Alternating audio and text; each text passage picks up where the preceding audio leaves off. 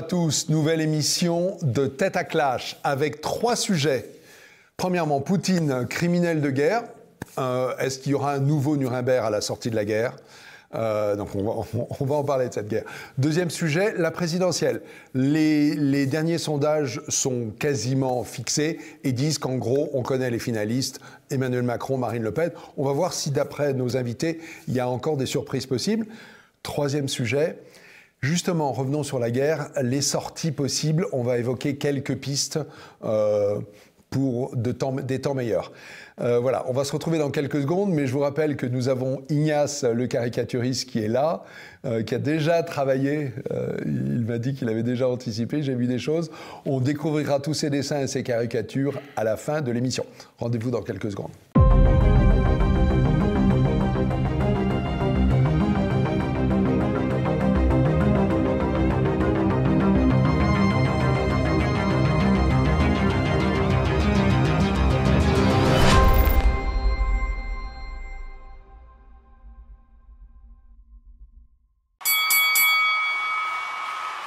Alors, cette nouvelle émission, on va revenir sur la guerre en Ukraine, bien sûr. Il se trouve que, alors qu'elle a toujours lieu, certains commencent déjà à enquêter sur d'éventuels crimes de guerre qui seraient commis en Ukraine et dont le principal responsable serait Poutine.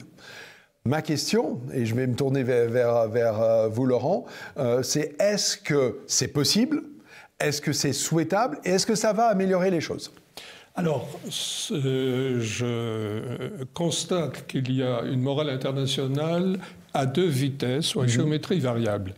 Si on doit traîner Vladimir Poutine devant un tribunal international pour crimes de guerre, il serait urgent de le faire pour MBS, le prince héritier d'Arabie Saoudite, qui mène une guerre au Yémen qui est extrêmement meurtrière et qui provoque un des désastres humanitaires les plus importants de l'époque. Guerre dont on ne parle jamais. Hein. Dont on ne parle jamais, oui. Avec un nombre de victimes difficilement chiffrable, mais qui est extrêmement élevé. Oui. D'autre part, il faudrait traîner aussi devant ce tribunal Xi Jinping, le chef de l'État chinois, notamment pour la répression au Tibet et la répression au Xinjiang, la province du Nord-Ouest qui est musulmane et qui est fortement carcérale, pourrait-on dire. Et il faudrait également traîner devant le tribunal international du côté occidental, je dis bien du côté occidental, le président des États-Unis, par exemple, les anciens présidents, pour les bombardements sur la Serbie en 1998, enfin 99, dont on ne parle pas, et qui ont fait énormément de victimes civiles.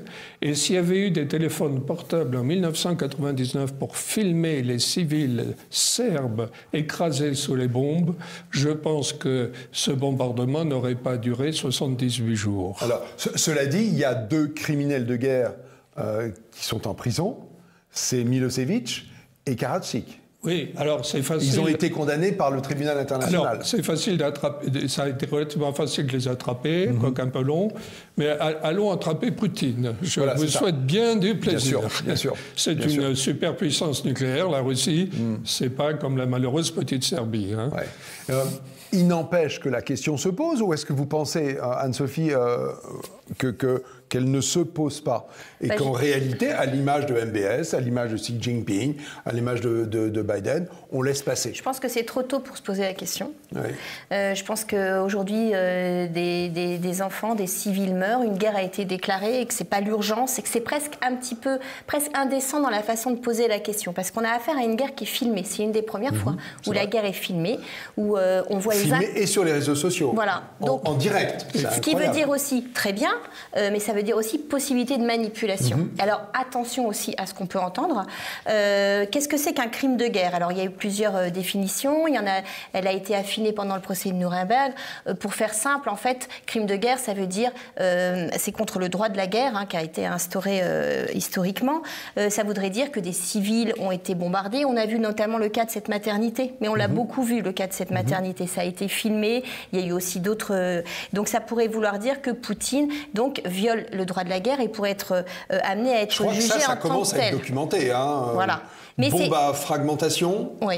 Phosphore, bombe au phosphore. Non-respect des prisonniers, c'est peut-être un peu non-respect des prisonniers. Du droit des prisonniers aussi. Ce qui serait d'ailleurs une manière de mettre l'Ukraine dans le même panier, aussi. Parce qu'on pourrait accuser l'Ukraine de ne pas respecter le droit des prisonniers. Et alors, je pousserai le vice jusqu'à évoquer la Deuxième Guerre mondiale, où on a vu le bien contre le mal, on a vu les démocraties contre les dictatures nazies et fascistes mussoliniennes. Or, le maréchal Harris, qui commandait le bombardement stratégique britannique, a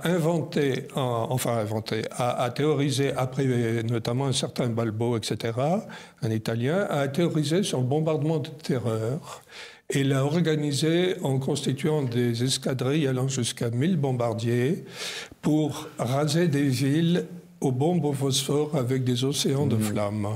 Et Harris a clairement dit qu'il s'agissait de terroriser les populations civiles en les massacrant de manière à ce qu'elles cessent de soutenir le régime nazi. Et puis juridiquement aussi, il faudrait qu'il y ait des preuves. À Nuremberg, il y avait quand même des dossiers, les autorités avaient eu accès aux documents, à des enregistrements. Harris à Nuremberg, voilà. Alors, mais il y a aussi parce qu'en fait, c'est quand même la justice des vainqueurs.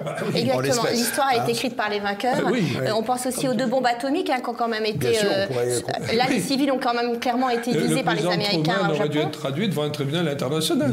Mais il y a aussi un danger à dire ça, c'est-à-dire ça fait partie du relativisme de dire que comme tout a déjà été fait dans l'horreur, puisqu'on parle d'horreur, plus rien n'a d'importance. Il faut aussi avoir une échelle des valeurs.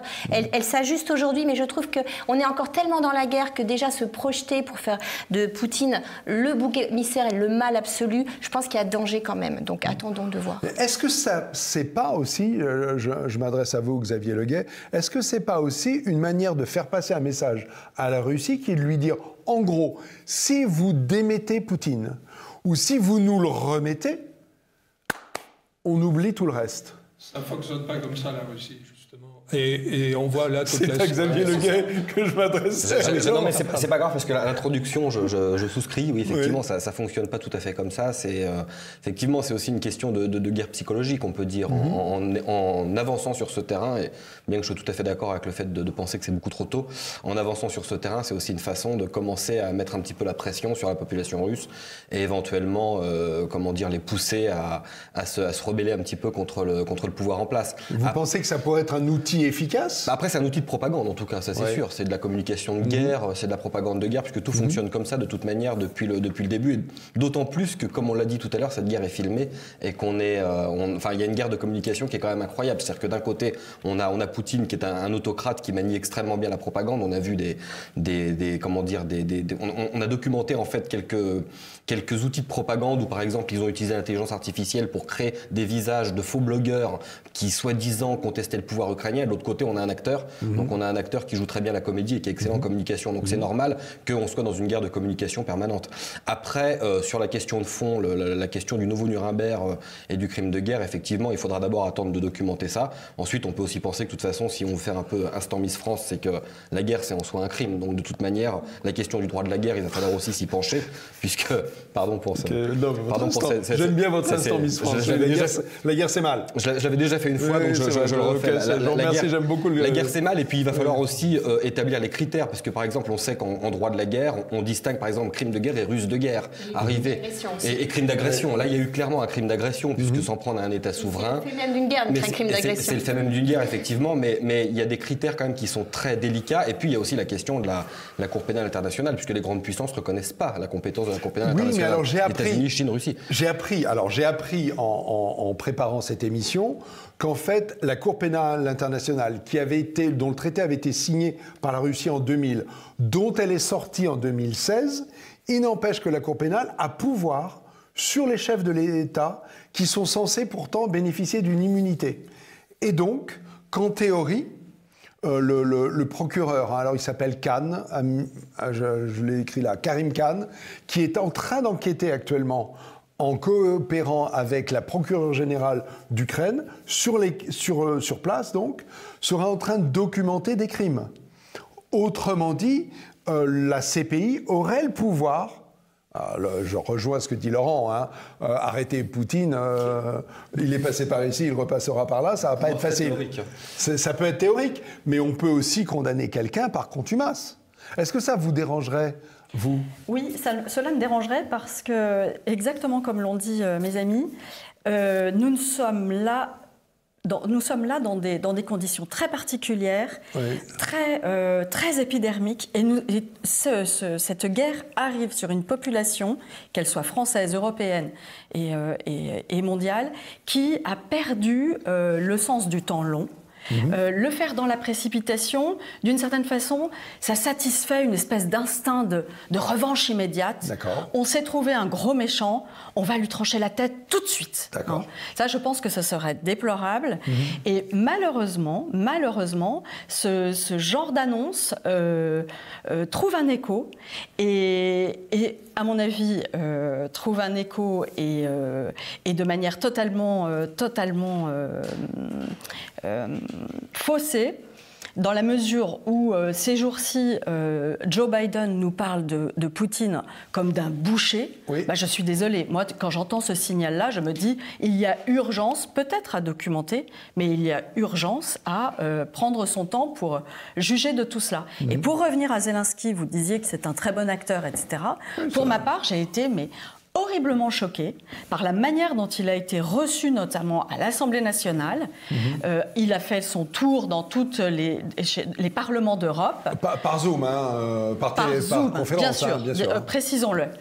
Son ambassadeur, la toute première fois, était présent physiquement à l'Assemblée. Déjà là, moi, j'avais été très choquée.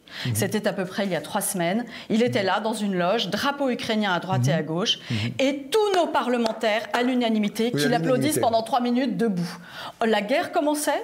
Comment cela ne nous place-t-il pas comme co-belligérants ? Moi, en tant que Française, amoureuse de mon pays, peut-être pas spécialiste de géopolitique, mais regardant cela pour ma vie, mon pays, le destin de nos familles, j'ai trouvé ça épouvantable. Qu'est-ce que vous vouliez dire par là, Valérie ? Ça vous a inquiété ? Ce que je veux dire, c'est que Zelensky vienne parler au Parlement européen, au pluriel. Pourquoi pas ? Pourquoi pas ? Oui, il a fait ça aux États-Unis, en Israël également. On le reçoit comme quelqu'un qui vient nous donner des informations, nous demander quelque chose, peut-être, mais pas sur ce mode, qui est un mode où il a la menace au coin des lèvres à chaque instant. Moi, je trouve ça extrêmement malsain. C'est ce qu'il a fait explicitement sur Renaud. Il donne ses ordres. Et tout le monde se couche. Donc, on n'est pas dans un cadre apaisé pour traiter actuellement de la chose. Mais la question se posera, et tant mieux si elle se pose. C'est maintenant qu'on peut accumuler des preuves. Ensuite, décantation. Je vais vous dire, si jamais il y avait ce procès au tribunal international, je vous assure qu'il y aurait des effets induits auxquels personne ne pense. Parce qu'en disséquant la problématique de la guerre urbaine, donc du bombardement sur des villes, par l'artillerie ou par l'aviation, cela nous amènerait à la problématique irakienne, par exemple, du bombardement de Fallujah en 2004 par l'aviation américaine. Je peux vous dire que c'est exactement pareil. Donc vous pensez que ça risque de déterrer des dossiers que personne ne veut voir déterrer? Parce que les avocats de la défense vont faire état de cette problématique des bombardements par l'artillerie, par l'aviation, sur une ville, sur un tissu urbain, où il y a forcément un grand nombre de victimes civiles, dans la mesure où il est impossible de faire le distinguo, d'autant que souvent les combattants se logent au milieu des civils pour justement brouiller d'autant plus le jeu. Et ce sera exactement le même problème pour Israël. De savoir à qui ça peut profiter de toute façon, ne serait-ce que de lancer... Profiter de quoi? D'accuser, de vouloir traduire Poutine? Est-ce que même aux Ukrainiens qui aujourd'hui souffrent... c'est ce que je disais sur l'utilité. Indéniablement, les Ukrainiens souffrent, et ça c'est tout à fait objectif. Est-ce que eux, vous pensez que bombarder en état comme ça de migration massive, leur dire, mais vous inquiétez pas, Poutine, on va le traduire devant un tribunal qui ressemblera à Nuremberg. Je pense que quand on a affaire à un forcené en prise d'otage, par exemple, on ne l'excite pas, on ne va pas le chercher, on ne va pas le titiller. Oui, je suis d'accord avec vous, c'est un peu paradoxal. Il y a Macron qui essaye de lui parler tous les jours. Alors ça, c'est un échec, parce qu'apparemment, il a préféré derrière Erdogan. Certainement, mais on va dire Macron qui essaye de lui parler en mode on parle aux preneurs d'otages. Voilà. Sans le provoquer. Voilà. Et il y a Biden qui, d'un autre côté, met de l'huile sur le feu. Je m'interroge sur la sénilité de Biden. Je le dis comme ça, carrément. Ouais, d'autant plus que il est sénile. Et je vais vous dire pourquoi il est sénile, cet homme. Parce que ses services lui préparent soigneusement des discours officiels. Il les lit. Il lit le prompteur. Oui. Et puis, à la fin du discours, il sort du prompteur et il se met à faire l'inverse de ce que les autres essayaient de faire quand il traite de boucher, etc. Non, mais on voit bien le secrétaire Blinken, le secrétaire aux Affaires étrangères, essaie de rattraper derrière, toujours de faire et les services de la Maison-Blanche derrière disent non, il n'a pas vraiment dit ça, il n'a pas dit ça. En Pologne, il a quand même parlé avec sa fiche qui était visible par une caméra, où sur sa fiche, il y avait les questions et les réponses qu'il devait faire. C'est très récent, ça fait mal. Hein. Ça fait mal. Et il est sénile, tous les gens dans le milieu qui approchent de près ça le confirment, il est sénile. Hein. Je vais élargir le débat parce que je me suis posé une question par rapport à cette guerre. C'est est-ce que finalement on assiste à la dernière guerre du XXe siècle, une guerre d'invasion, ce qui s'est passé pendant la Première et la Seconde Guerre mondiale, surtout la Seconde Guerre mondiale d'ailleurs, une guerre d'invasion dans le but de conquérir des territoires, ou est-ce qu'on assiste à la première guerre du XXIe siècle ? C'est la première du XXIe siècle. Et pourquoi ? Pourquoi ? Parce qu'en effet, ça clôt le chapitre de l'hyperpuissance américaine tel qu'il a été développé après la chute de l'Union soviétique. Et vous vous souvenez, à l'époque, tout le monde disait, et les États-Unis... La fin de l'histoire, vous voulez dire. La fin de l'histoire, Fukuyama, et la fin de l'histoire, en fait, logée sous l'aile protectrice de l'Empire américain, en réalité. Bon. Et en fait, le monde devient polycentrique. Regardez la Chine, elle appuie la Russie assez nettement. Regardez l'Inde, c'est à peu près la même chose. Il y a eu des votes au Conseil de sécurité, certes, majoritairement défavorables à la Russie, mais c'était symbolique. La réalité est tout autre. On dit Poutine est isolé, c'est l'Occident qui est isolé, c'est pas Poutine. Poutine, il n'est pas isolé. Poutine, il est soutenu en réalité, de facto, par un certain nombre de géants comme l'Inde, la Chine, les deux géants, économiques et démographiques. Et il est soutenu peu ou prou par toute une série de pays dans le Maghreb, au Moyen-Orient, en Afrique du Nord. Donc c'est une guerre qui marque une évolution parce qu'en fait, il y a le centre US, le centre européen, ou vous les fusionnez ? L'Europe, c'est l'herbivore, c'est une expression que j'avais employée dans un de mes livres en 2002 et que tout le monde maintenant emploie. C'est génial. C'est un herbivore, herbivore complètement livré aux carnassiers, aux prédateurs, sans défense. Et on voit que les dirigeants de l'Union européenne découvrent qu'il faut des armées, qu'il faut des forces militaires, que le monde, il n'est pas gentil, il n'est pas bisounours, et que c'est le retour des grandes guerres, des guerres de haute intensité, comme disent les militaires, sur le continent européen, ce que les dirigeants européens n'imaginaient tellement pas qu'ils avaient abrasé complètement les budgets militaires. Xavier Leguet, c'est pour vous la reprise de l'histoire qui se serait arrêtée Elle ne s'est jamais arrêtée. Elle ne s'est jamais arrêtée. Après, ce qui est intéressant, c'est quand on fait des comparaisons avec d'anciens conflits, c'est que, par exemple, on peut juger que le XXe siècle a commencé vraiment en 1918, puisque le monde était organisé encore dans le sillage du XIXe siècle, après la Première Guerre mondiale, et on peut aussi penser que le XXIe siècle va commencer là, quelque part. Oui, alors qu'on avait dit que c'était peut-être les Twin Towers qui marquaient le début du XXIe. Non, puisque ça reste un épiphénomène par rapport à une réorganisation peut-être qui va se mettre en place, dont on sentait déjà les prémices, quand même. Donc il faut toujours se méfier des années 20, en fait. Il faut toujours se méfier des débuts de siècle. Des débuts de siècle. Visiblement. C'est plus la fin du siècle précédent que le début du nouveau. C'est intéressant parce que ça correspond à Napoléon également. C'est drôle de Avec une espèce de retour, pour nous qui l'avons un peu connu, de guerre froide, en fait. On a quand même un peu la pression, là, on y retourne, de voir les États-Unis monter à la gorge de l'ancienne URSS, mais que Poutine souhaiterait réincarner peut-être. C'est un peu plus que la guerre froide tout de même, parce que vous vous souvenez, la guerre froide, finalement, elle s'est faite beaucoup par petits pays interposés, comme le Vietnam, etc., ou certains pays d'Afrique. Et quand ça a été sur le continent européen, en réalité, il y avait un tel partage par Yalta que lorsqu'il y a eu la révolte de Budapest en 1956, par exemple, l'Occident s'est tenu quoi et a été d'une discrétion de Violette des Sceaux-Bois. C'est trop récent. Alors que là, l'Occident est arc-bouté et met un embargo sur la Russie, ce que n'avait pas fait l'Occident en 1956 contre l'Union soviétique. Donc c'est bien plus que la guerre froide. C'est déjà une guerre assez tiède, à température intermédiaire, disons. Ça vous inquiète, hein, Valérie d'Aubigny? Oui, parce que en fait, nous sommes en train de parler d'un tribunal de Nuremberg à chaud alors que le volcan est en éruption. C'est vrai. Et pour préparer cette question, j'ai trouvé un article que je trouve passionnant et je voulais le partager avec vous, d'Alexandre Delval, qui date de 2018, vers un Nuremberg du communisme. Et en fait, on comprend qu'on n'a jamais finalement vraiment jugé les crimes du communisme.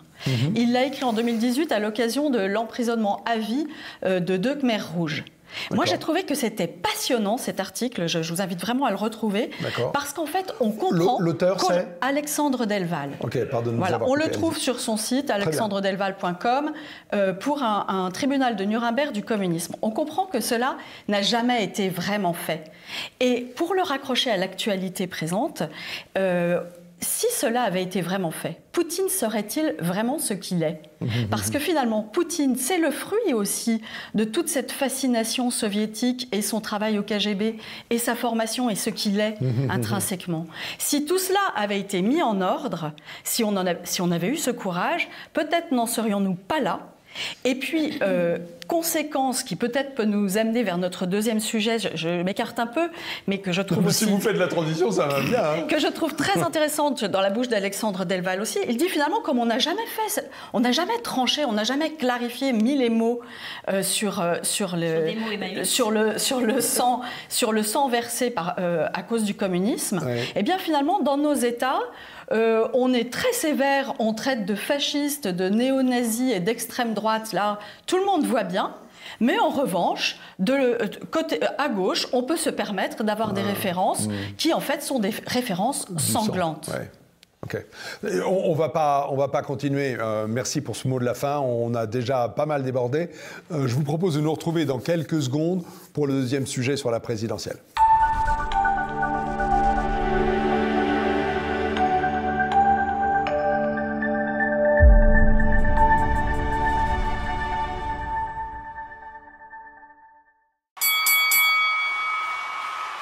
Rebonjour, deuxième sujet. Alors nous sommes là vraiment à quelques jours du premier tour de la présidentielle et les positions semblent figées. On voit Macron aux alentours de 28-30%, on voit Marine Le Pen entre 18 et 20, voire au-delà, en ascension, alors que Macron serait légèrement en baisse. On voit Jean-Luc Mélenchon qui semblerait passer les 15% en premier tour, mais globalement, les trois sont là. Et derrière, Zemmour plutôt à 10-12 et Pécresse plutôt à 10-12, mais plutôt en baisse également les deux. Donc, en gros, c'est terminé. On peut rentrer chez nous, c'est même pas la peine d'aller voter, on sait qui va se retrouver en finale, avec un paradoxe, c'est que cette finale annoncée est celle dont les Français ne veulent pas. Alors, qu'est-ce qu'on fait? On rentre chez nous ou est-ce que vous pensez qu'il y a encore des manières de penser que ça peut changer? Xavier Leguet. Non, c'est faux, c'est pas les Français le veulent, puisqu'on ne peut pas dire que les Français le veulent pas. Si ça se passe, c'est que quelque part les Français le veulent, malgré tout. Ensuite, sur le fait que la campagne soit déjà terminée, il faudrait déjà qu'elle ait commencé pour être terminée. Elle n'a pas commencé, il n'y a pas de campagne. Enfin, là, je vous ai provoqué. C'est quand même relativement catastrophique. Après, les tendances qui sont dégagées actuellement seront sûrement les tendances qu'on retrouvera à la fin. Je ne suis pas persuadée de ça, pas du tout. Je pense qu'on va avoir des surprises. Ce qui est relatif... Oui, on peut avoir des surprises sur la fin. C'est juste improbable. Je m'engage là-dessus. On va laisser finir je reviens vers vous. On peut en débattre, effectivement. Moi, je parle de tendance, je ne parle pas de résultats figés. C'est quoi une tendance que Macron soit en tête, c'est pas surprenant. Que Macron soit en tête, mais c'est surprenant. Il n'a pas fait de campagne, c'est surprenant quand même. C'est surprenant, c'est plus que surprenant. Il faut différencier son opinion des constats. Ça ne me déplaît pas, je trouve que c'est une imposture. Voilà. Certes, mais ça n'empêche pas que la réalité des choses, c'est que Macron a une base électorale qui est quand même relativement solide. On la voit. D'ailleurs, quand quand on lit certains livres, par exemple, comme La France sous les yeux de Jérôme Fourquet, qui explique qu'une partie du Grand Ouest qui va bien se retrouve totalement dans le programme de Macron, c'est une évidence. On connaît tous des gens qui finalement trouvent que Macron c'est bien, certains qui trouvent que c'est un pis-aller, d'autres qui sont carrément convaincus. Dans le Grand Ouest, est-ce qu'on connaît des gens qui vont bien dans le Grand Ouest? En fait, je n'ai rencontré personne aujourd'hui qui me dise véritablement je ne changerai pas, je voterai Macron. Il faut sortir de ces cercles. Je comprends pas. Il faut sortir de ces cercles. Le socle existe, il n'est peut-être pas à 28%, mais le socle il existe. Il y a une partie, il y a environ 20% de la population, clairement, qui sont des cadres d'entreprise, qui sont des gens, des indépendants qui vont bien, qui sont des gens qui ont de l'argent, qui sont des gens qui sont intéressés, qui sont des gens qui sont intéressés aux thématiques que Macron porte, c'est-à-dire l'européisme, le fédéralisme, etc. Et ça existe, ça existe. On ne peut pas dire le contraire. Xavier Leguet et Anne-Sophie, je me fais engueuler oui, dans l'oreille. C'est bien, j'aime bien. Anne-Sophie, pour nourrir votre réflexion, Macron qui se présente a le taux d'approbation le plus fort de tous les 3 derniers présidents de la République. Par les sondages. De soutien. Oui, mais par des sondages à très. Donc en fait, c'est une reconduction, il n'y aura pas d'élection. Mais c'était presque ça ma question. Et ça l'arrange. Est-ce que finalement... Et ça l'arrange. Parce qu'il n'y a pas de bilan à défendre. En tout cas, il évite de le faire, on le voit bien. Ouais. Qu'en plus de tout, il a l'actualité qui lui est hyper favorable. 2 ans de Covid. Alors là, on peut dire que ça lui a été super favorable parce qu'il a géré la crise par la peur et il a été pris dans une posture présidentielle. Et il enchaîne sur la guerre. Là-dessus, l'Ukraine arrive. Oui. Et alors, il tarde à se déclarer. Il le fait vraiment à la dernière minute dans des façons qui sont... Voilà. En fait, en ne faisant rien, Macron va réussir à être reconduit parce qu'on ne peut pas appeler des élections, en fait. Les seuls candidats aujourd'hui qui ont une campagne présidentielle, et on en pense qu'on veut. Moi, j'entends par campagne des débats, un programme, essayer de sortir des thématiques, réunir des gens en meeting. C'est tous les autres, on va dire Le Pen... Zemmour et Le Pen, je pense. Marine Le Pen et Éric Zemmour. Mélenchon, il fait campagne, il va sur le terrain. C'est ça. Et pour moi, c'est ça, c'est un débat d'idées. Vous avez vu que le prochain meeting du 2 avril, il est en train d'offrir des places et des récompenses pour remplir ses meetings, quand même, Macron. On peut quand même se poser des questions quand il n'y a rien qui fusionne, il n'y a rien qui bouillonne. Et moi, ça m'inquiète de voir que ce président, quel que soit le bilan qu'il a, va être reconduit. Et je trouve que pour la démocratie, c'est hallucinant. Mais vous parliez de surprise tout à l'heure. Ben oui, vous les sentez venir de... Oui. J'espère un sursaut. Moi, je suis toujours... parce que c'est le vide sidéral quand même, Emmanuel Macron. Donc je pense quand même qu'à un moment donné, les Français... et puis il y a l'histoire du vote caché auquel je crois. Ça, c'est une théorie à laquelle je crois. Et je pense que Zemmour n'est absolument pas à 10% et qu'il va créer aussi la surprise. Donc vous pensez que la surprise viendrait de Zemmour? Oui, je pense que... Oui, tout à fait. Et qu'il a des chances d'être au second tour, bien sûr. Okay. Je m'engage. Laurent Arthur Duplessis. Il peut y avoir le vote caché, je crois aussi beaucoup à ça. On sait, alors pardon, je vous coupe, mais c'est pour nourrir votre réflexion, on sait qu'il n'y a jamais eu autant d'indécis et autant de gens qui, au dernier moment, sont susceptibles de changer de vote. Eh bien, justement. Alors, c'est vrai, il y a certainement encore beaucoup de gens qui n'osent pas déclarer leur flamme pour Zemmour, parce que même si c'est par ordinateur, les gens se méfient, même par ordinateur, se méfient.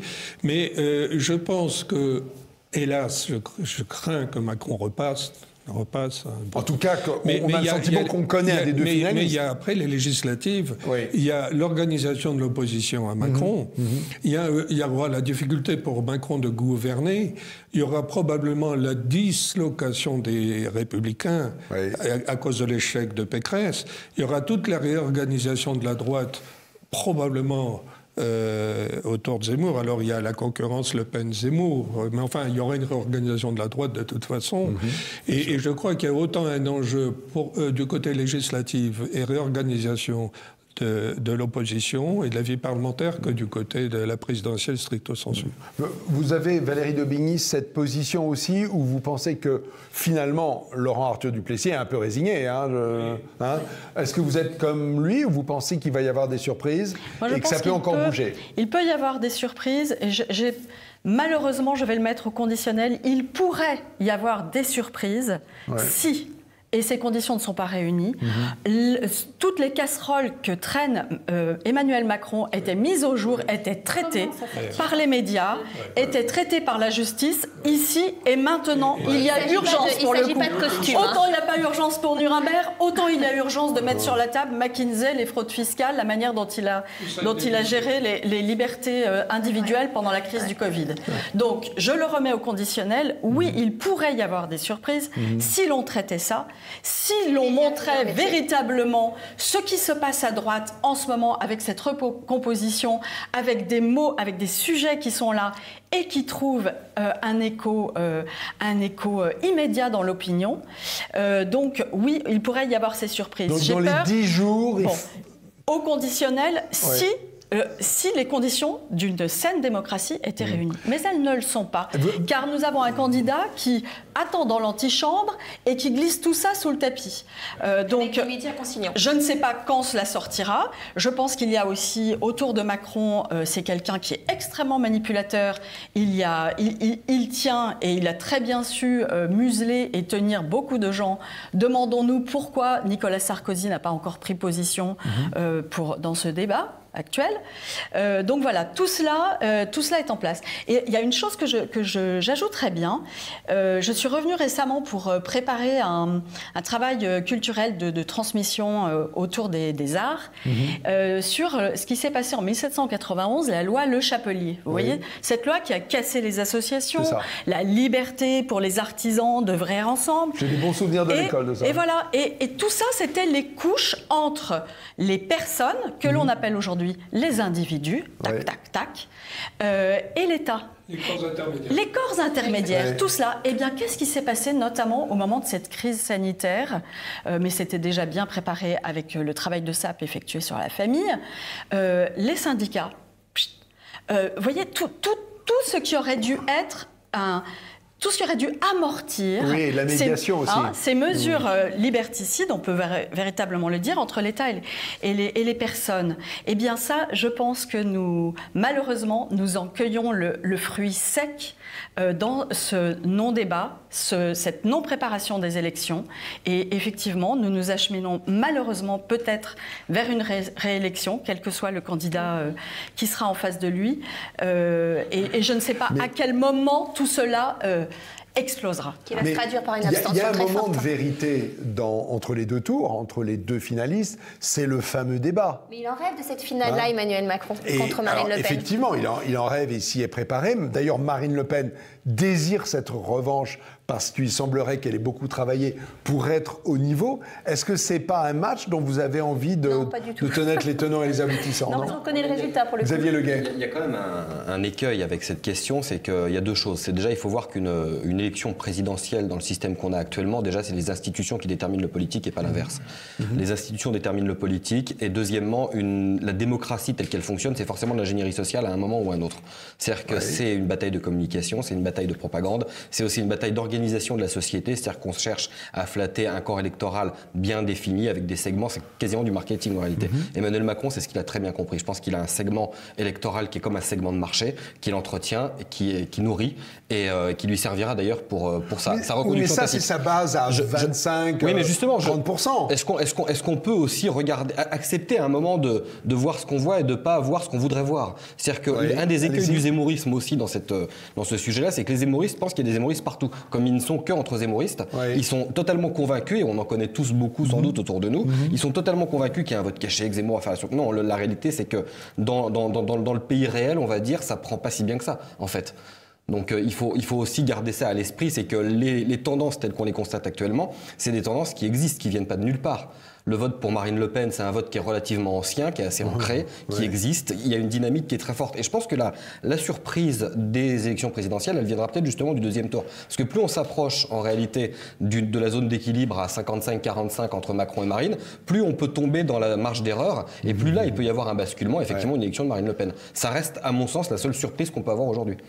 C'est sûr que ce que l'on voit dans les sondages sur le fait que Zemmour, après être passé à 18%, on a eu un mois de septembre-octobre qui lui a été entièrement consacré et qui l'a fait monter très très haut dans les sondages, on n'a vu que descendre depuis. Et il y avait quelqu'un qui disait, alors je ne sais plus, qui disait, mais finalement, Zemmour, personne ne le connaît. Et certains pensaient qu'il suffisait d'être un éditorialiste dans le Figaro ou d'avoir participé à des émissions de télévision comme celle de Ruquier pour être connu de tous. Parce que, en fait, ce qui s'est passé, c'est que quand il a eu accès aux médias de masse par le jeu des temps de parole, etc., mais les médias de masse se sont ingéniés à livrer des morceaux tronqués de ce qu'il dit, de manière à le dévaloriser complètement. Et finalement, le passage aux médias de masse l'a quelque peu desservi, puisqu'il est toujours facile de tailler en pièces quelqu'un en sélectionnant des bouts de phrases et en les commentant. Et je crois que Zemmour, par ailleurs, est plus facilement apprécié par ce qu'on appelle les CSP+, qui sont son socle électoral, c'est-à-dire des gens en gros ayant un niveau d'études supérieures, que par les CSP-, comme on dit, et qui ont un niveau de diplôme plus faible, lesquels restent fidèles à Marine Le Pen, en réalité. Et cette réunification des deux électorats ne se fait pas sur une seule tête. C'est toujours Marine qui a les CSP- et Zemmour les CSP+. Et pour que ça change, évidemment, il faudrait le concours des grands médias qui, évidemment, s'y refusent. D'accord. C'est pour ça que la question des CSP+, et des CSP-, c'est toujours drôle, parce que c'est sûr qu'entre CSP+, les gens ne voient que des CSP+, alors qu'électoralement, les CSP- pèsent largement plus que les CSP+. Et en plus, les CSP- sont pas non plus... parce qu'on a eu tendance souvent à dire que ces gens étaient complètement crétins et votaient bêtement, ce qui est totalement faux. C'est-à-dire qu'il y a beaucoup de gens qui ont une conscience politique très affirmée. On l'a vu d'ailleurs pendant les manifestations de Gilets jaunes. Et on peut comprendre aussi que le programme d'Éric Zemmour soit jugé par certains trop libéral, soit jugé par certains trop de droite au sens économique, ou soit jugé aussi parfois pas assez proche du peuple. C'est quelque chose qui peut se concevoir, c'est quelque chose qui doit être entendu et qui ne peut pas être nié en fait. Et la question du pouvoir d'achat d'ailleurs joue contre Zemmour, parce qu'effectivement Zemmour a un programme libéral en économie.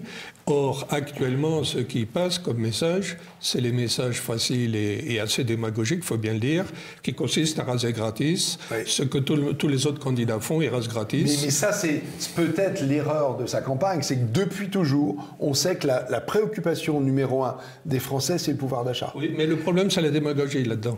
Parce qu'on a un surendettement qui flambe, qui a flambé avec le Covid, qui va flamber encore plus. On a une crise économique qui est avivée dangereusement par l'Ukraine, alors qu'il y avait déjà avant une crise économique mondiale.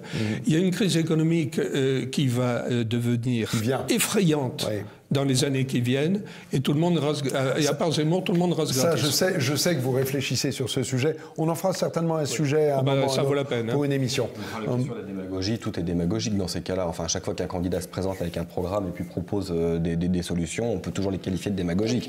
Le meeting de Zemmour à Cannes était entièrement consacré au pouvoir d'achat avec des vraies réformes, avec des vraies propositions. Et je reviens aussi, et c'est évident qu'au départ, étant intellectuel quand même, avec Zemmour, il avait sûrement un déficit au niveau par exemple des villages ou des milieux ruraux ou ouvriers. Il a sillonné la France ces derniers mois. J'ai vu des salles dans des villages ou des villes qui ont été remplies mais clairement. Et je peux vous assurer qu'il n'y a pas du tout il y a en tout cas une déconnexion bien moindre que ce qu'on pourrait penser entre Zemmour et la France qu'on pourrait appeler d'en bas, même si j'aurais cette expression, et qu'au contraire, elle apprécie qu'il mette les mains dans le cambouis, ce qu'il a beaucoup fait. Il faut bien dire une chose, les médias de masse déroulent le tapis rouge à Marine, il faut bien le dire. Parce que ça les sert, puisque leur rêve, c'est qu'elles se retrouvent face à quand même l'avoir déroulé. Oui, alors, mais est-ce qu'on n'a pas un peu la mémoire courte? Parce que moi, je me souviens de septembre-octobre. Il n'y en avait que pour Zemmour, quand même, souvenez-vous. La sortie du livre, il était invité partout, il a débattu. Et il n'a pas été censuré. Quand il débattait avec Mélenchon, il n'était pas censuré. C'était du live. Alors, il est parti de très loin. Il a eu effectivement ce moment-là, ayant démarré tôt, pour poser les choses, et tant mieux. Et sur les questions de civilisation, et je pense aussi spécialement à la question qu'il a largement abordée au Trocadéro le week-end dernier, le lien avec les musulmans. Oui. Il leur a parlé directement. Les médias du tout. On a parlé de 3 personnes, enfin je veux dire de gens dans l'assistance qui ont Vous voulez dire de ceux qui ont dit Macron assassin. Voilà. Alors ça, on en a eu plein les oreilles ensuite dans les médias. Mais qui a relayé cette position courageuse? Ce n'était pas de la démagogie, c'était des mots clairs, exigeants pour les musulmans. Et là, moi, je pense que, quoi qu'il arrive, ce travail-là aura été fait par lui pendant cette campagne. Cela restera, j'ose croire que cela servira. En tout cas, pour tout ce qui s'est passé dans la droite hors les murs, pour le dire rapidement, je pense que là, il y a eu enfin... Il y a des serments qui ont été... Et entre les militants et de manière juste et vraie. Évidemment, là, à ce stade, on en est encore à quelque chose, à une confrontation entre les blocs. Mais en tout cas, les militants ont compris qu'il fallait travailler ensemble et je pense que cela se fera. Et une campagne présidentielle sans Éric Zemmour, là, on se serait vraiment ennuyé parce que pour le coup, il n'y en aurait pas eu. Ok. Peut-être quelques secondes chacun sur le vote utile. Est-ce qu'il n'y a pas aussi un phénomène comme ça? Les idiots utiles. Oui, mais...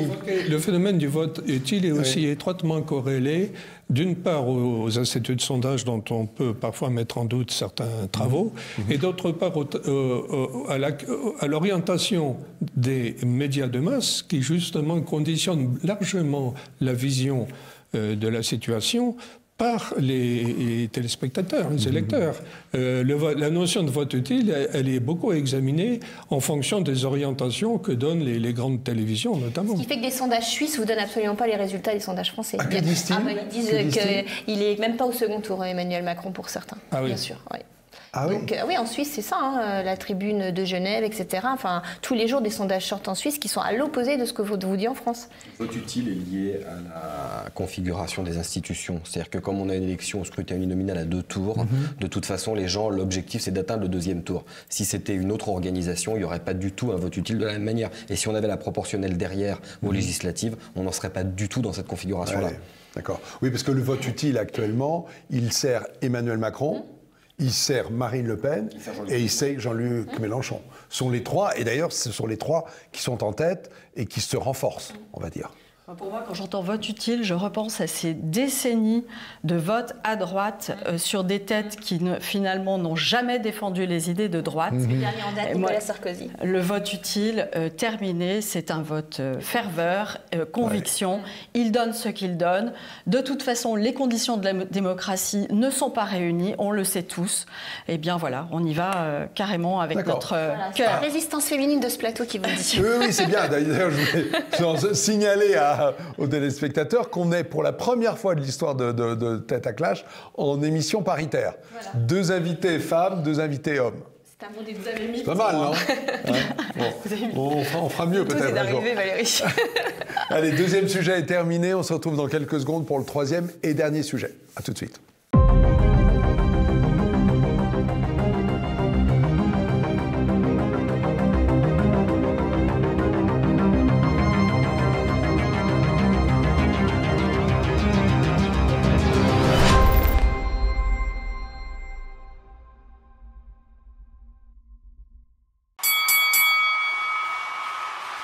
Allez, 3e et dernière partie de cette émission de Tête à Clash.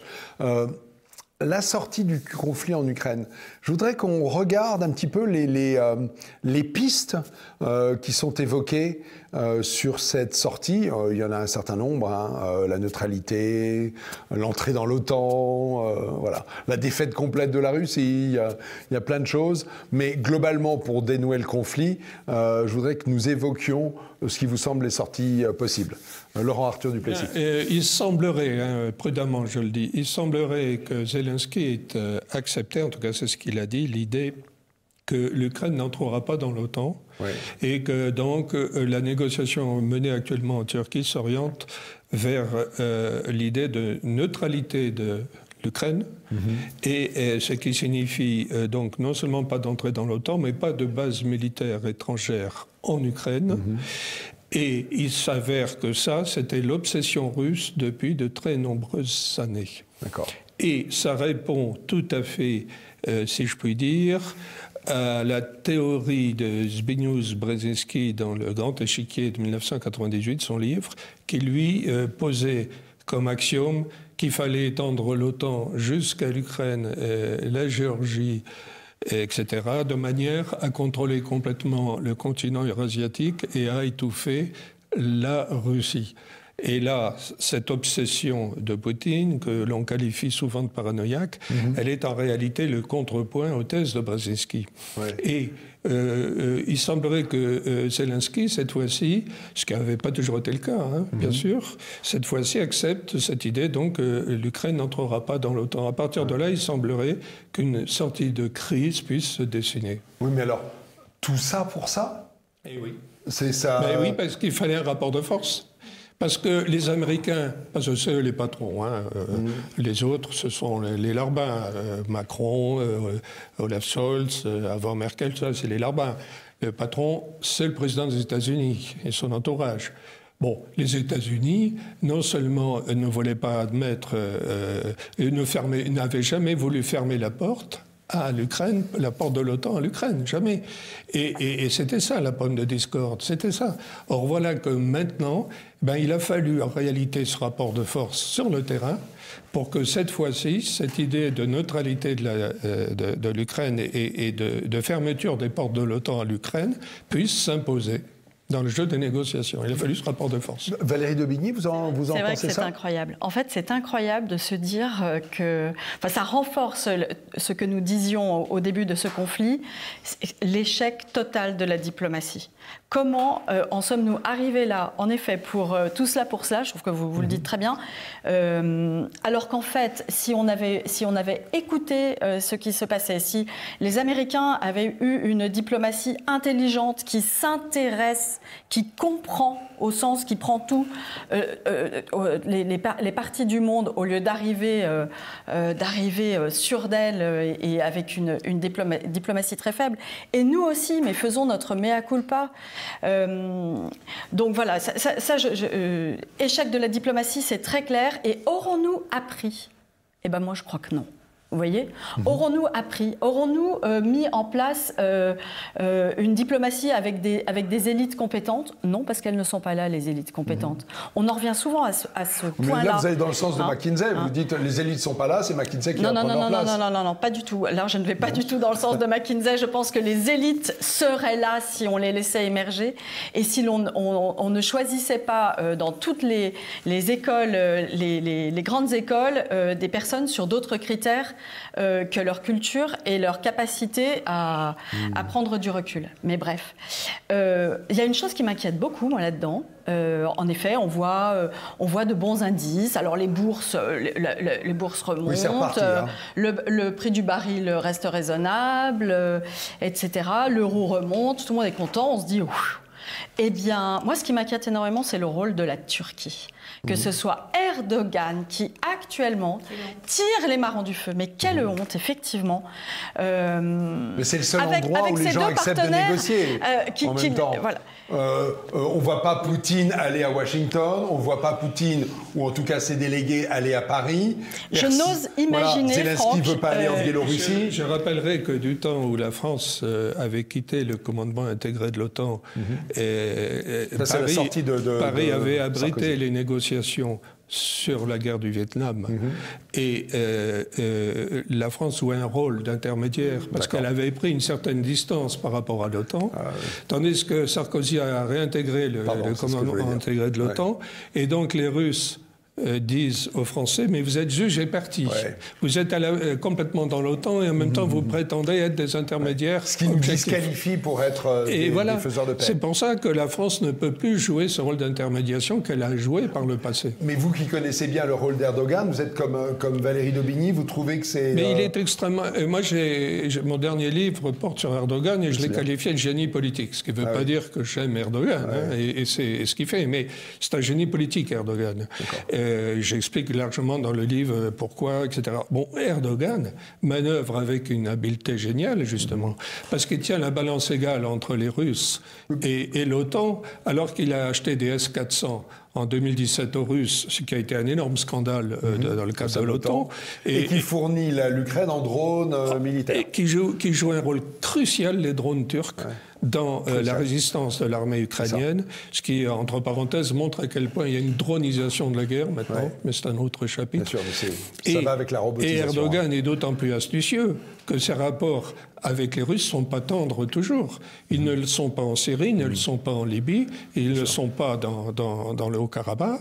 Et cependant, il trouve le moyen, notamment parce qu'il est aussi une puissance militaire. L'armée turque est la seconde de l'OTAN. Ça n'est pas rien. Et parce qu'il a prouvé sa force militaire à maints égards, et bien qu'étant dans l'OTAN, la Turquie trouve le moyen d'être l'intercesseur, l'intermédiaire, mais il est vrai que la Turquie a donné, par rapport à l'OTAN, comme je le disais tout à l'heure, des gages de liberté, notamment par les S-400, par exemple. Mais on disait tout à l'heure, enfin je disais tout à l'heure, Xavier Leguet, tout ça pour ça, est-ce que finalement, ce que l'on commence à voir se dessiner, je parle avec une grande prudence, est-ce que ce n'est pas une défaite en race campagne de Poutine, en réalité? Parce qu'on voit que les buts de guerre annoncés, c'était l'invasion de Kiev, le renversement du gouvernement. Kiev n'est pas prise, le gouvernement n'a jamais été plus fort, Zelensky est devenu une sorte de star mondiale des médias, mais aussi un homme une sorte de héros du pays, et finalement pour obtenir la neutralité à la suédoise ou à la finlandaise, c'est pas grand-chose. La neutralité de l'Ukraine, c'était ça le but. Il faut voir les conditions, parce que le truc qu'il y a, c'est que là, en ce moment, on parle beaucoup effectivement d'une accalmie, notamment par les propos de Zelensky, mais dans quelles conditions cette neutralité? Parce qu'il était question de référendum, je crois, il était question aussi d'une autonomie relative des provinces, notamment le Donbass ou la Crimée, mais qui seraient soumises à référendum. Donc dans ces cas-là, ça veut dire qu'il faut un arrêt des combats. Est-ce que la Russie est prête à arrêter totalement les combats, ou est-ce qu'elle fait une pause pour repartir? Avec plein de gens qui sont partis. Et avec plein de gens qui sont partis, donc 4 millions de gens hors du territoire, donc ça devient un petit peu compliqué. Donc c'est ça le truc, c'est que est-ce que aussi Zelensky acte pas quelque part que l'OTAN veut pas prendre le risque de toute façon de l'intégrer, puisque ça c'est quelque chose d'évident. Derrière, on a aussi des intérêts économiques. On voit les grandes entreprises qui rechignent à sortir de Russie. On leur dit d'ailleurs, c'est pas vous les quittez pas définitivement, c'est juste un retrait temporaire, avec derrière le risque que les infrastructures, les bâtiments soient nationalisés, que l'outil de production soit réquisitionné par les Russes. Donc je pense que tout le monde freine un petit peu des cas de fer et tout le monde aura intérêt à ce que ça s'arrête. Maintenant, ce que Zelensky dit et ce qui va se produire sur le terrain, il y a peut-être un petit fossé et ça risque de prendre un petit peu de temps de toute façon. Je ne crois pas qu'on puisse voir une sortie immédiate, quoi. Laurent Arthur Duplessis. Je voudrais juste insister sur la notion de but de guerre, parce que la préoccupation majeure des Russes, c'est neutraliser l'Ukraine et que l'Ukraine n'entre pas dans l'OTAN. C'est ça le but de guerre. Alors après, les voies et moyens militaires, bon, il est clair qu'effectivement, l'armée russe n'a pas été aussi efficace que Poutine, sans doute, le prévoyait. Est-ce qu'au final, c'est pas ça la grande révélation d'une relative... Disons qu'on l'avait peut-être eu déjà au moment de la chute de l'URSS, mais est-ce que là, on ne voit pas que finalement, c'est une armée sous-équipée, sous-entraînée peut-être, et peut-être même avec des gens qui ne sont pas très motivés, quoi. C'est une armée contrastée. Une armée contrastée. Il y a une partie de conscrits qui ont très peu de valeur militaire, qui sont très peu entraînés et très peu motivés, et que souvent les Russes envoient en premier. C'est leur technique à eux, ça. Ah oui. Et ils gardent en réserve derrière les bons. Donc la première vague, un peu comme Napoléon, un peu comme Napoléon gardait la garde en réserve, etc. La vieille garde en réserve, etc. D'autre part, il y a effectivement, comme je disais tout à l'heure, le phénomène de la dronisation de la guerre. Le défenseur a, avec les drones et puis les missiles anti-chars et anti-aériens portables, Stinger, des atouts phénoménaux. Oui. Ça, on le voit bien, puisque l'aviation russe elle-même souffre beaucoup à cause des missiles Stinger et autres. Oui. Alors, d'autre part, effectivement, il y a une nation ukrainienne. Et elle se défend. Et ça, je crois que Poutine avait sous-estimé qu'il y avait maintenant une nation ukrainienne. On ne parle pas du tout du Donbass. Moi, je vois mal la fin de la guerre, parce que c'était votre sujet. Quel scénario pour la fin de la guerre en Ukraine? Alors, effectivement, bien sûr, l'OTAN, mais je pense que Poutine a en tête quand même le Donbass aussi. De garder Donbass, Crimée... Oui, voilà. Mais je dirais le plus important, surtout, c'est l'OTAN. Parce que la hantise des Russes, c'est d'avoir dans la main de l'OTAN vraiment leur glacis immédiat. Ça, c'est une hantise pour eux. Et ça va se concrétiser comment? Parce que vous parliez de rapport de force, je suis tout à fait d'accord avec vous, Poutine est là-dedans et c'est aussi une façon de fermer. Mais comment ça va se concrétiser par Moi, j'ai l'impression que Zelensky lui-même commence à rétropédaler, même par rapport aux Américains, et commence à trouver qu'il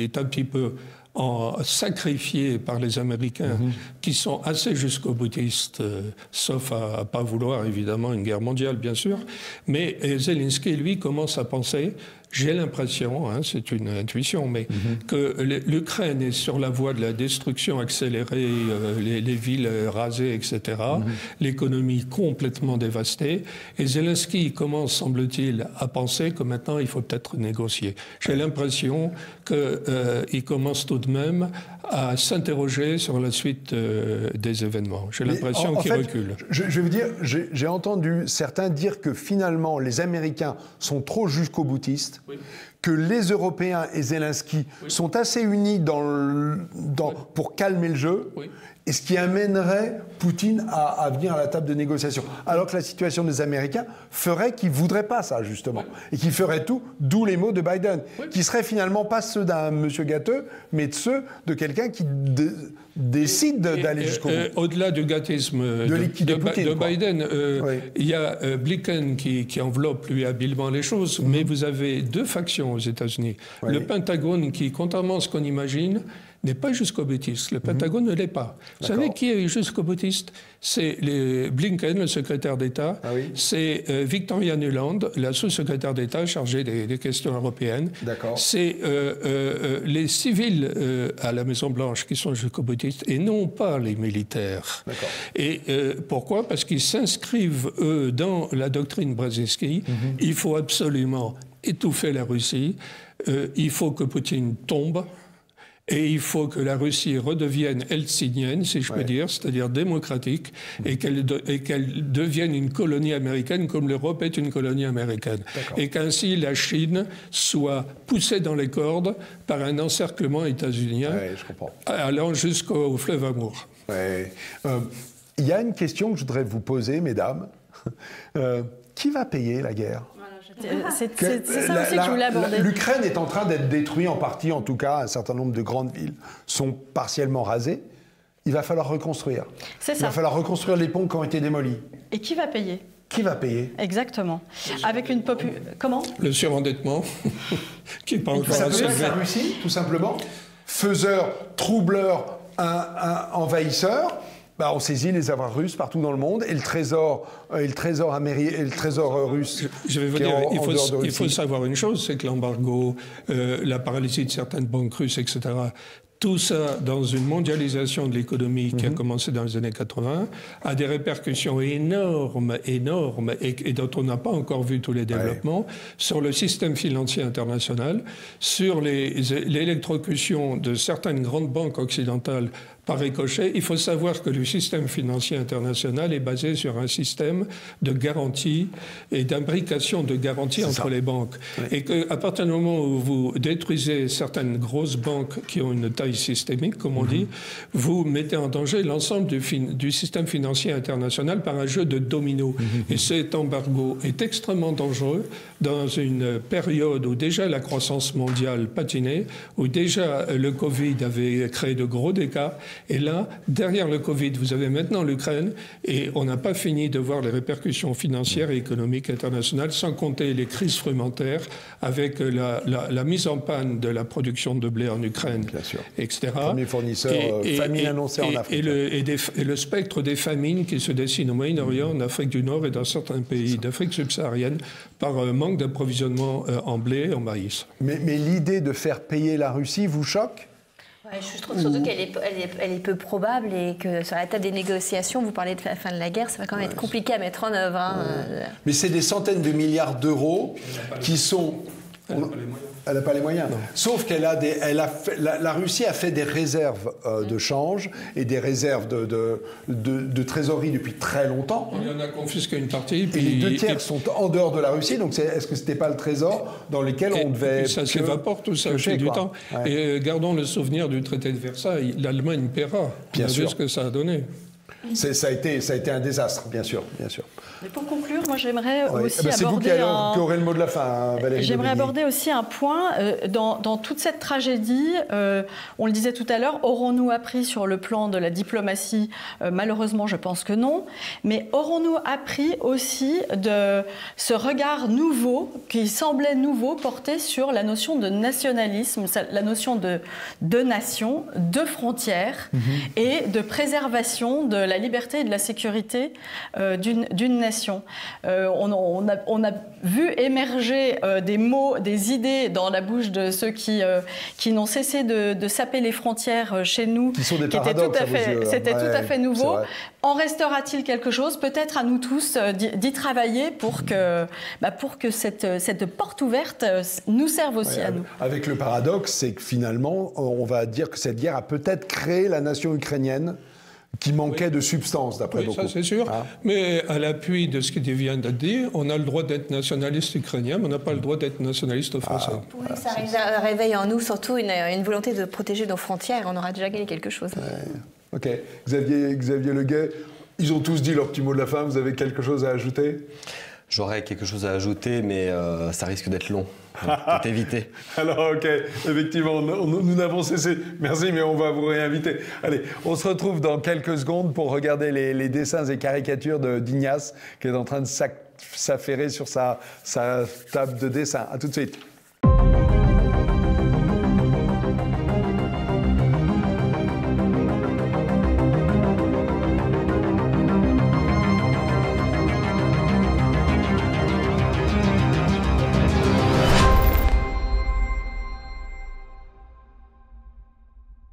Allez, j'ai eu le fruit des travaux. Je peux vous dire qu'il y a du lourd, il y a de la une du Figaro là-dedans. Je ne comprends pas.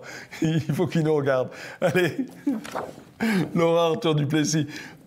D'après mon souvenir, un petit peu moins ravi de la crèche qu'il y a quelques semaines. Il y en a toujours un avec qui on n'a pas envie de monter en autostop. Vous allez voir, ça n'est pas Xavier Leguet, qui est tout à fait gentil. Pas très heureux d'être comme ça. En revanche, la méchante est là. On a trouvé Cruella. C'est Valérie de Bigny. Ah, quelle peau de vache. Oh non. Ah oui. Ça, c'est traumatisant, Ignace. Vous savez, il y a des procès pour moins que ça. Vous aurez quelque chose à montrer à vos enfants. Anne-Sophie Hongre, voyez le Dieu. Sans les lunettes, c'est pas mieux, en fait. Oui, voilà, c'est ça. Et après, alors je les aime vraiment très fort, vos dessins, je dois dire, Ignace. Voilà celui-ci, le scénario de guerre dont on peut tous rêver. Les bisous des tanks. C'est très bien. Le candidat En Marche qui a une sortie de route un peu prématurée, en tout cas qui risque de se casser la jambe. Et là, celle-ci, je vais vous dire, elle est pour l'histoire. Voilà. Poutine en criminel de guerre. Bravo Ignace. Merci beaucoup. Écoutez, très beau travail de la part d'Ignace. Et on se retrouve, et merci à vous quatre, on se retrouve dans 15 jours. Dans 15 jours, on sera pile poil après le premier tour. Et on aura beaucoup de choses à partager avec vous. Allez, en attendant, soyez sages, prenez soin de vous. Et dans 15 jours donc. À bientôt.